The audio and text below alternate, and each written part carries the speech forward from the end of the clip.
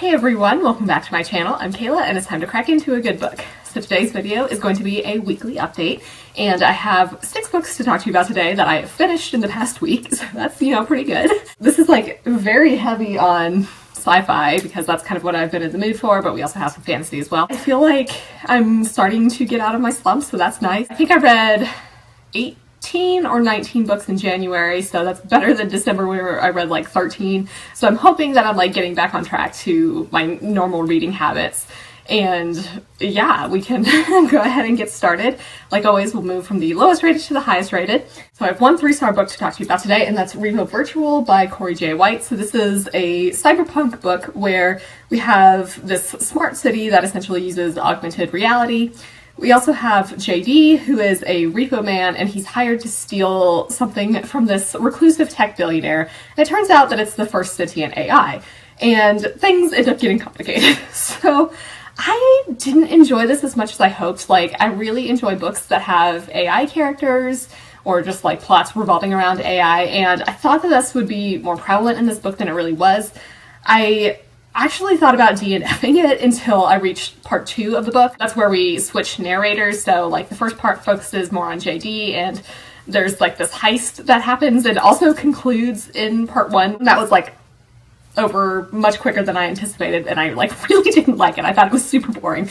But yeah, so we switch narrators in part 2 to Enda, who is this private investigator, and I found Enda to be much more interesting. And then part 3 we also switch narrators again.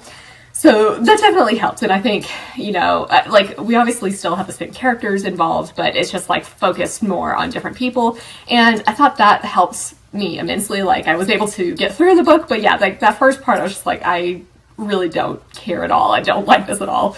So, yeah, that's hence the 3-star rating. Like, parts 2 and 3 really redeemed it for me, but part 1 was rough. So I'm also just kind of wondering if I'm not the biggest fan of cyberpunk. I don't feel like we spent as much time in the virtual world as I was anticipating based on the synopsis. And again, like, we didn't really get to spend as much time with the AI as I really wanted, so that was a little bit unfortunate. I didn't particularly care about most of the characters except for Enda, like I mentioned, and this AI. So I will say there was a lot of diversity here, which I really liked. And we also have robot dogs, which I thought was just like a really fun concept. So I liked aspects of this book, but as a whole, it just like really didn't work for me as well as I hoped. So then I have a couple of 4-star books to talk to you about today, and the first one I'll talk about is The Quiet at the End of the World by Lauren James. So this is a YA sci-fi where this virus has caused global infertility, and we followed the 2 youngest people left on the planet, and they're, kind of just living this idyllic life in London, and they're cherished by the community. However, one day a secret is uncovered that threatens their families and humanity as a whole.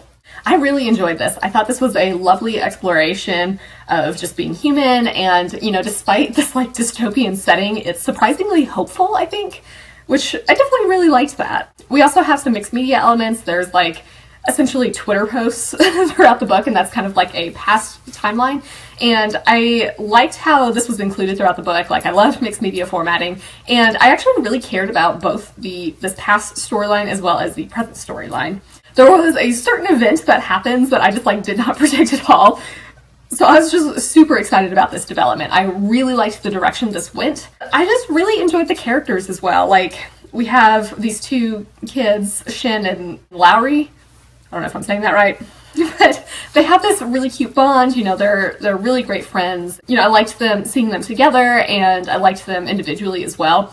I also really enjoyed how Lowry is more like mechanically based, I think, in her hobbies. Like, she's interested in fixing things and just like more practical stuff. And like, I could definitely see where she's coming from. Like, it's, you definitely want to be able to like know how to repair things and keep yourselves alive in this dystopian future where like everything is wrecked. We also have LGBTQ plus representation and deaf representation. One of our characters is deaf in one ear. So I thought that was really well done. I just thought this was so lovely, and I really enjoyed my time with it. The next 4-star book I'll talk about is The Loneliest Girl in the Universe by Lauren James. So clearly I enjoyed my time with The Quiet at the End of the World and was like, I want more of this. So I, thankfully had this book so I could jump right into it. So this is a YA sci-fi thriller, and our main character, Romy, is essentially left in charge of the spaceship after her parents have died. And she's obviously, like, very lonely. She's by herself on this spaceship, and she only has these messages that she exchanges with her therapist on Earth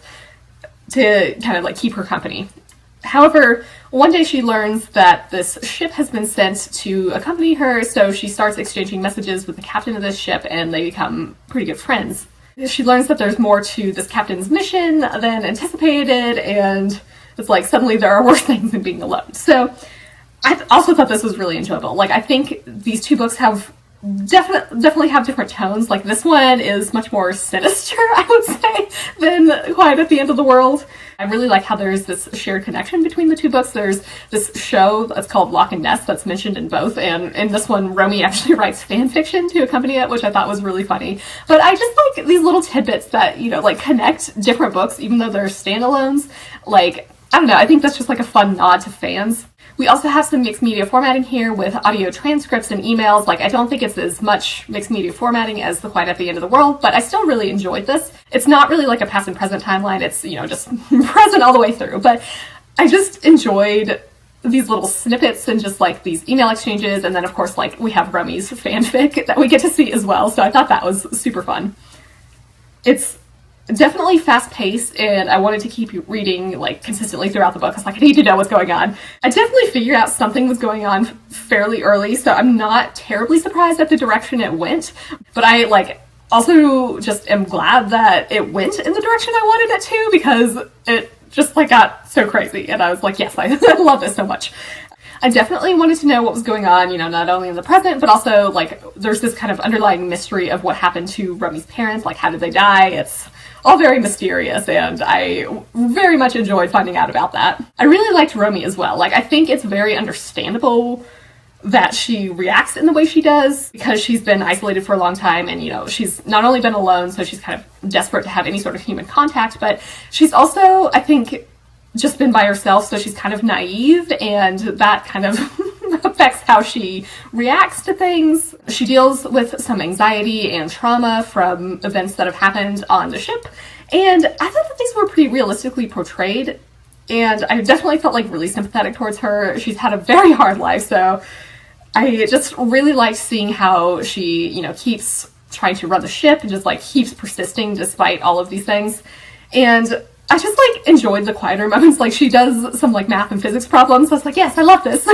Again, these definitely have wildly different tones, but I really liked both of them for different reasons. Alright, so now let's get into our 5-star books, and I have 3 of them to talk to you about today. The first one I'll talk about is An Absolutely Remarkable Thing by Hank Green. So this is an adult sci-fi / I guess kind of contemporary, where our main character, April, one day discovers this giant robot in New York, and she makes a video of this and it goes viral.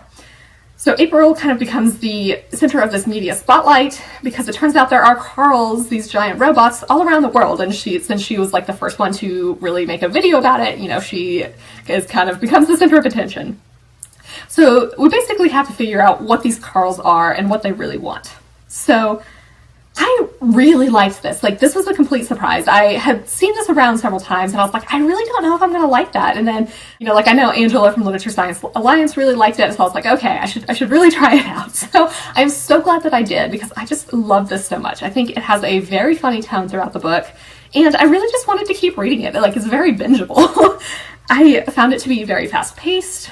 I actually thought that there were a lot of, like, surprisingly applicable things that happen in the book that, like, are also happening in real life. I was like, oh my god, this is, like, weirdly relevant right now. So it was a very strange experience, but I also kind of enjoyed seeing it done in the book. I also really liked this exploration of social media. I kind of mentioned this last week in the weekly update, but, like, you know, April is kind of reluctant to join social media, but she's, you know, pressured into doing this, I think, because she, you know, like, becomes the center of attention with the Carls, and it's just so interesting to see how she goes from, like, not wanting anything to do with social media to, like, being, like, super obsessed with it. And to some extent, I can really understand this, because, like, I noticed, and, like, I mentioned this again last week in my weekly update, but she, like, becomes obsessed with seeing her followers increase, and I just, like, I can't help it. I don't know if this is just, like, the stats person in me, but, like, I cannot help but, like, check every day, just, like, the subscriber number, and I'm like, oh, what has happened? Like, let me look at my stats every day, which is like probably not the healthiest attitude to have, but like I can't help myself. So I really understood where she was coming from with this. It's just like, you know, trying to figure out like what can you do to increase engagement, things like that. So again, thought that was a really relatable. So I thought there were a lot of interesting ideas introduced with these Carls, and I really want to see what happens with, you know, like in the sequel. I actually really enjoyed April as a narrator. Like, I think some people don't like her, but I thought she was like the best person to tell me this story. She definitely has negative traits, especially with her relationships, but I found her to be really funny and like relatable. I mean, like, aside from the stuff that she does with her friends and, you know, like love interest, like I would never do that, but I feel like she's just kind of a normal girl that's like thrust into this intense spotlight, and it's like super interesting to see how she reacts to things. I definitely rooted for her, you know, despite like, again, these negative qualities. I also really enjoyed the side characters. She's got like, there's a really great group of people helping April to not only do like all of the media stuff with the Carls, but like there's this kind of mystery introduced with why the Carls are really there, and so it's fun to see everybody work together. And I feel like a lot of these characters also call April on her shit, so I like definitely appreciated them. I think they're like a really good contrast to April, and I really liked them, you know, just on their own. We also have some LGBTQ plus representation here, so that was nice. So yeah, I like definitely recommend this book, and I really want to keep reading. Like, I'd love to get the sequel so I can like just go ahead and finish that up right now. The next 5-star book I'll talk about is The Deadly Education by Naomi Novik. So this is an urban fantasy that takes place at a magic school where students either graduate from the school or die. So it's definitely a darker magic school. Our main character, Elle, has the potential to become this really dark sorceress. And we also have Orion Lake, who has saved her life a few times, and she, like, Elle is just not having this at all. Like, she does not want to become one of his adoring fans and just really wants him to just leave her alone. So I went in pretty nervous about this, like, I'm not gonna lie. There's a lot of mixed reviews, there's some controversy around this book, and I was like, I don't know what I'm gonna think, but I ended up really loving it. I think, I will say, like, it did take me a chapter or so to get used to the writing style. Like, it's kind of more of a conversation, I think, between Elle, this main character, and us as the reader, but I ended up really liking it. Elle will kind of just switch thoughts mid-sentence, and I don't know, I just feel like that's kind of what happens when you're just like talking to some people. We do get a lot of detail, particularly up front, about the world and the Scholomance, which is this magic school. And I think, you know, others may find this info dumpy, but for me, like, I really loved all these details about how this world and the school works, so like that really didn't bother me at all. If you're not super into the book, like, I could definitely see how it's like info dumpy and just like, oh my god, this is too much detail. But again, I liked it. It has this darker tone in general. There's like a whole bunch of monsters that infest the school, and I really liked this. I thought that was a nice change of pace in terms of magic schools, and I also just like really liked learning more about the monsters. There's one in particular that like there was just like this really horrifying scene where I was just like, oh my god, like, whoa, okay, we're going there. I also really enjoyed learning about the magic itself. Like, in this world, everybody kind of has different specialties. I think they're called like maybe affinities, and then there are a few like main tracks of study at this school. And so Elle studies languages, which I thought was really interesting because in this world, in order to learn magic spells, you have to like be able to speak the language. And so she's like learning all these different languages in order to like increase her spell base. And what's also super cool is like if you like inadvertently glance at something and like see this language, the school may decide that like, oh hey, you're gonna learn this language now. And so like it really affects how you like progress in your studies. So I thought that was like a super interesting idea, and I just generally liked seeing how she learns these languages. Like I took Spanish for like 5 years in middle school and high school, and like I really loved it. I'm definitely rusty at my Spanish because I haven't practiced in a while, but like I really like learning other languages. I think that's super fun. I think I just like really related to Elle in this particular aspect. In terms of the characters, so I really liked Elle, and her name, Elle, is short for Galadriel. As a huge Lord of the Rings fan, like I really liked this particular aspect. I thought that was like just such a fun touch. She's really prickly, but I can like understand where she's coming from, I think, and you know, I just really loved how snarky she is. And so I think, you know, your mileage may vary with this. Like, you could find her insufferable. But for me, I thought she was really funny, and I just really like seeing how she opens up to other students in the school throughout the book, and she like is able to form friendships and these alliances. So I don't know, I really enjoyed seeing this, how she changes over time. And I also really liked seeing how her relationship with Orion changes over the book. Like, obviously, she's, like, not super happy with him saving her life. But I think, you know, they definitely seem like completely opposites. But as the book progresses, you kind of learn that they actually have more in common than it, like, initially seems. I guess I kind of want to briefly address the controversy about this book. I've seen reviews on both sides of things, and I'll try to remember to link a couple of like the bigger ones that I've seen, and one is actually in response to the other, and I had actually seen that one first. I'm obviously not the best person to comment on this because I'm white, and I don't know, I think for me, a lot of these things were not as immediately obvious as it is to Own Voices reviewers. So like if you're interested in learning more about this, I'm definitely going to point you towards Own Voices reviewers. Like, they are the ones who can tell you what is problematic more than I can, certainly. To me, like, I don't think that any of these things were meant maliciously, and I don't think I found things to be as bad as some of the reviews make it out to be.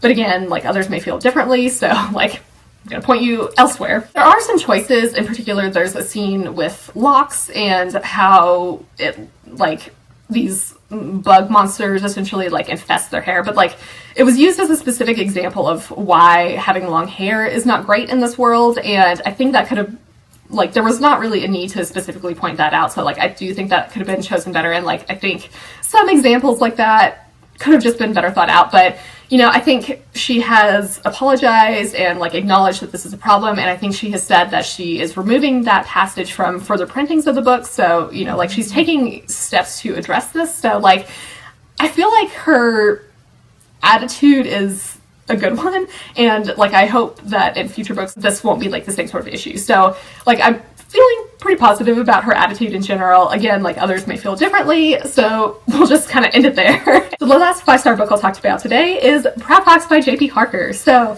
yay! This looks so good. This is the 4th book in the Caledon Saga, which is essentially this historical fantasy series that's based on like the Roman Empire and the Celts. We have Elazar, who is the Prince of Ushir, and he's been welcomed into the Caledon and like is settling into life there. However, trouble is brewing back in Ushir, and the Gaian Emperor may end up using Elazar as either an ally or a hostage. So I thought this was another great installment of this series. So I buddy read this with Kat from Blizzard Reviews, and I think we're both, like, this is definitely up there for our favorite. Like, we couldn't decide if this was our favorite over Leaping Wolf. I think I'd have to reread Leaping Wolf to see how it compares, but like, I really enjoyed this a lot. You know, compared to the other books, I think the beginning of this is a bit slower, but like, and by that I mean it's just like there's not like a battle immediately, so like it's really not that big of a deal. It's certainly not a negative. We get to learn more about like politics, and we get to have some downtime, I think, with our characters, which is really nice. There's like some happy things and like really lovely things that go on at the beginning, and like based on how this series has gone, I was like immediately very suspicious of all this. I was like, there's no way we can have happy moments. We're just like gonna have to destroy this somehow. What's gonna happen next? So I was like very much in fear for our characters. But I think this does set us up for like the next big arc of the series. Like, the first 3 books are more focused on like forming the Caledon, and it's a lot of like local matters and dealing with the Gaian Empire. And so now we're kind of like, I think, drawing back to really put everything in context of like the wider world. Some of this I've learned from talking to James, but you know, he, I think, was saying like some of the big events that we thought were super important in the earlier books turn out to like kind of be not a big deal, like in terms of what other people in the world think about it. But you know, at the same time, like, other people in the world have heard about the Caledon and some of our characters, so it's just really interesting to see what other cultures, I think of our characters. Of course, we get some epic battle scenes here as well. Like, I've said this consistently, J.P. Harker is really great at writing battle scenes, so like, these are always so delightful to read. This book makes me like consistently want to read because I just want to know what's going on, and like, there's so much intrigue and stuff, and I'm just like, oh god, I need to know what happens next. So I think one of the big draws of this series for me is just like all the extremely shocking moments that happen, like that just consistently surprises me. And I think there was one scene in particular that I was talking about last week where just like, oh my god, what? And even like, since that point, finishing this up, there were still more moments like that. I was just like, whoa, oh my god. So I think Kat and I were able to formulate more correct theories this time. I don't know if it's just us being more immersed in this world and kind of having a better sense of what could happen. I've kind of mentioned this before. We've been helping James playtest a board game based on this book series, which has been super fun, and I think that has actually been super helpful in like learning all the different locations on the map. But I don't know, I feel like I've just become one with this series. But yeah, so like even though I think we did correctly guess some things, like I'm not mad about it because it was like, I don't know, I just like felt so pleased with myself for being able to guess correctly. That was awesome. But of course, again, like I mentioned, we do have several shocking moments. So there's just, I don't know, it's just such a delight to read. And I think the ending was also really fabulous. It's not what I expected at all. So I just like can't wait to see what happens next. So we do get to see a new setting here. We go to Ushir, which is essentially a combination of like ancient Egypt, Persia, and Japan. It's cool to see, like I had said, like what the rest of the world thinks of the Caledon and our characters. It's also just great seeing our characters adapt to like this new culture and land, and just like they have to update their battle techniques because like some things that they thought worked kind of don't really work against like cavalry. We obviously have some returning characters, and it's great to see them again. We get to see them develop more, so that's super fun.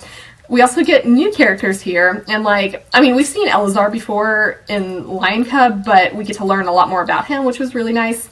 We're also introduced to characters such as Kallian, who is Dorinii Gadarim, and that's essentially like an elite warrior. And she seems like super intelligent and badass, and like I can't wait to learn more about her.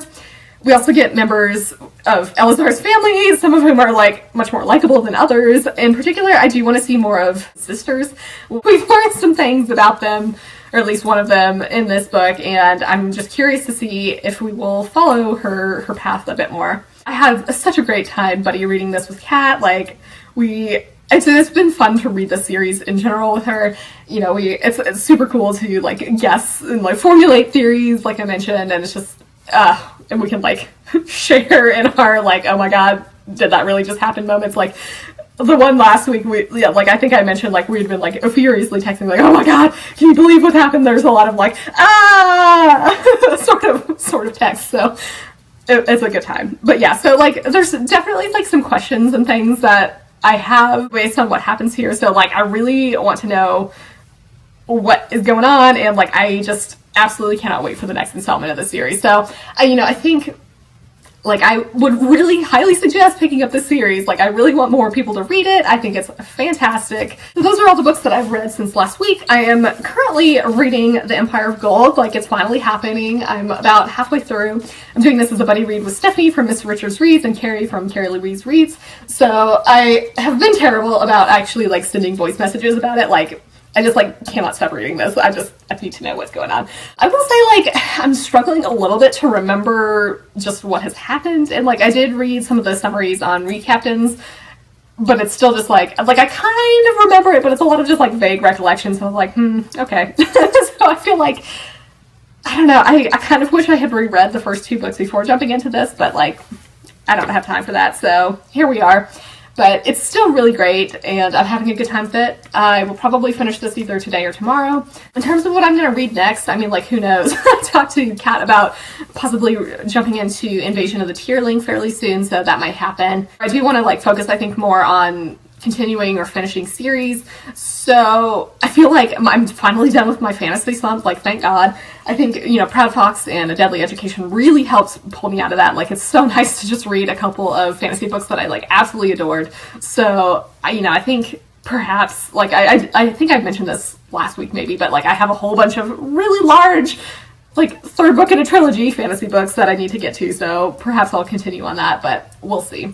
I had kind of mentioned this when I was doing that planner flip through last week, but I have 5 of the like best of the year videos that I have planned. I think I'm going to start with the urban fantasy paranormal romance one, perhaps next Tuesday. We'll see how much time I have. Like I may end up trying to do 3 videos a couple of weeks just to like get that out of the way, so I'm not like doing these into March, but we shall see. I read 317 books in 2020, so that's, you know, pretty good. I can't remember exactly. I think there was something like 72 4.5 or 5-star books, so like I have a whole bunch of, you know, these best of the year books to talk to you about, so that'll be fun. But like in general, I liked more of the books that I read in 2020 compared to 2019, so that's like a really great trend. I'd like to see that. I have a couple of comments about like what is up here. So this is, I'll give you a little tour of our Lego Star Wars because I think that could be fun. That's the Lego version of Boba Fett's ship right there. So we should go on a little tour. Like I said, there's the Slave 1 right there, and we have a whole bunch of minifigs. I know this is incredibly dusty.